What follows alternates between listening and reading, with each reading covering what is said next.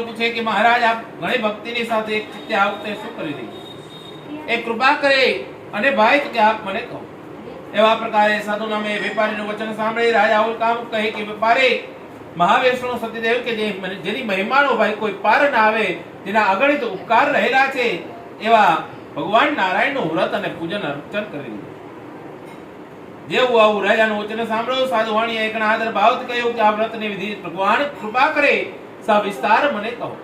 કારણ મારે ત્યાં સંતતિ નથી અને આપના કહ્યા પ્રમાણે ભાઈ મારે ત્યાં સંતતિ થશે તો હું ચોક્કસપણે આ ભગવાન નારાયણનું વ્રત જે છે ભાઈ તો હું અવશ્ય કરીશ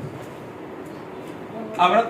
આમ કહે વેપારી જે છે ભાઈ તો કે પરદેશ જતો હતો એ છોડી પ્રસાદને હાથની અંદર લઈ હરખાતો પોતાના નગરની અંદર આવ્યો પોતાની પત્નીને તમામ વસ્તુ અને વાત હતી એમને જણાવી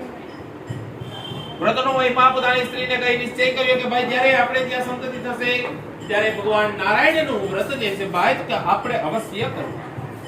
આ લીલાવતી નામની પોતાની સ્ત્રીને મળી જણાવ્યું ત્યારબાદ ધીમે ધીમે કરતા પ્રસાદે સ્ત્રીએ ખાધો અને ધીમે ધીમે કરતા ભાઈ તો એમને સારા દિવસો જે છે ભાઈ તો વ્યતીત થવા લાગ્યા